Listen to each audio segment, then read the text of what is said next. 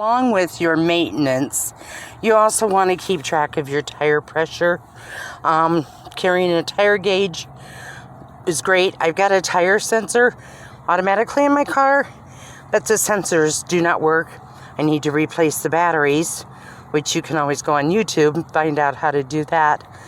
But I do keep really good close eye on my tires. Here's a penny trick. If you do not know it, you take a penny, Lincoln's head down facing you, you put it in the treads, and if you can see all of Lincoln's head, oops, time to get out those greenbacks and spend, because you got less than 2/10 and you need tires. I have done this on all 4 of my tires, so I will be purchasing tires before I leave. Here is the other one. The front ones are really bad. Most places, if you buy your tires, they will align for a cheaper price and they will balance them, everything for free. Shop around, find your best deal, but make sure your tires are good condition. It's part of the adventure. Quick note, need to know how much pressure right there. It'll tell you how many pounds you should have of PSI in your tires. Right in the door frame. Okay, here is my engine. Brand new battery, 2020, so that's good. Checking your own fluids is vital to being out on the road, whether you just drive to work every day, you're driving across country.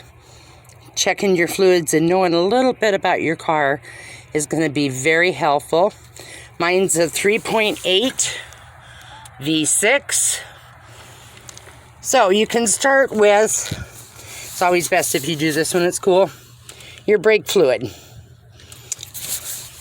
Those are kind of important. Just unscrew that knob. You can go ahead, check the oil in it, and you have a high and a low right over here on this side. It's kind of hard to see. You can also hold a flashlight up by the plastic. There it is.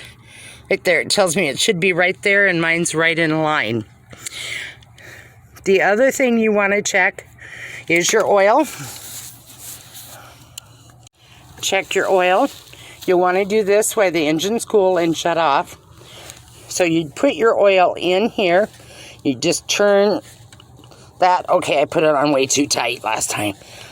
Oh, no, actually the mechanic did because I had him change my oil. So I'm not going to be able to get that. I'll have a friend of mine or somebody loosen it so I can take it off by myself. But just check your oil. I'm going to do this one-handed, people. I'm sorry. Pull out what we call the dipstick. You're going to wipe the tip of it off. Right there, just any old Kleenex. Wipe it off so it's clean. Put it back in. Pull it back out. And check your reading. I'm trying to get that in the phone. And mine is at a good level. And it's nice and clean. It does not smell like gas. If you smell gas in your oil, get to a mechanic. The next thing you want to check, windshield wiper fluid. Vital. And it'll usually have these little decorations on them. Doesn't matter where you get it, but just open this up, fill it up, because you really don't want to get mud splash up on your window and not be able to. Power steering fluid. We all know what that does. That helps you steer your vehicle. Right there. It should be a lighter color. Mine's a little bit fuller than it should be. It should be a clear or a light tan color. If it is dark and mucky looking, you're probably going to need a new gasket or rings. I'm not sure. Can't remember what's with that. And get your power steering fluid changed maybe every 30,000 miles. Oil between 3 and 5,000. Check your owner's manual. Don't take my word for it. And the power steering, again, has, see right down here, that's the max level. The line below it is the lowest it should go. Tranny fluid, or transmission fluid as it's called. Mine, I don't have to check, it's internal. I don't kind of understand all of that, but doesn't matter. I don't have to worry about it. But definitely check your owner's manual or have someone advise you. The other thing, your alternator is here. Check your serpentine belt. It should be pretty black, nice looking belt. To go with that nice pair of jeans, you want a nice looking belt. Same thing with your car. And it should be tight. Those are a headache to change. I have helped people change them, but they're no fun. So if you got somebody that's mechanical that can do it. The air filters, I have not quite figured out. This is the cabin filter. Haven't quite figured out how to open this yet to check my cabin filter.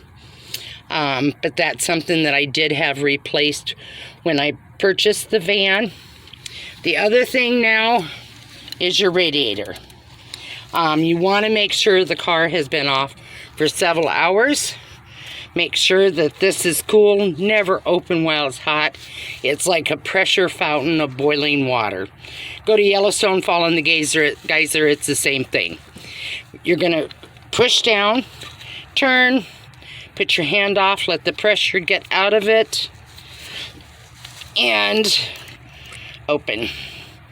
Yep, I got. And I did have a new radiator put in this also when I purchased it. But most cars, all cars have an overflow. Same thing, make sure the car is cool. You can open it, look down in there, yep. And it also has, right down here, here's your level where it should be. There's your low level. So I'm right in there. I'm good when it's cold. So this is your cold level. This is your hot level. So that's kind of a rundown of it. I hope this helps. By no means am I a mechanic. I just know a little bit about a car, enough to get me through. I just purchased this 130-piece Pittsburgh tool set, which I wanted to get a good tool set. My son sent me a picture of this. I picked it up at Harbor Freight for $30 plus tax. It's a great buy. It's got pretty much everything I'm going to need. It's got every size wrench. I mean, they're not the most durable, but I mean, how hard is it to break a wrench? It's got all this little picture hanging stuff in it, a tape measure, sockets, SAE and metric. It's got the extenders. It's got a hammer. It's got all of these different screwdrivers. Needle nose pliers, regular pliers, wrench, Allen wrenches, all these different tips. Wow, I sound smart knowing my tools. This is going to be perfect. And since I need a different part for my electric screwdriver, I'm hoping one of these will fit. On back to the Pittsburgh. You know, when I opened it, these were all out of order. They're not back in order because I'm not going to take the time to do it. The plastic in here is just really super cheap plastic, but as long as it holds together. What I like is, see, it doesn't, the tools don't stay in place, but it's skinny. It's perfect for van life. It's not going to take up much room, and I should have everything I possibly need.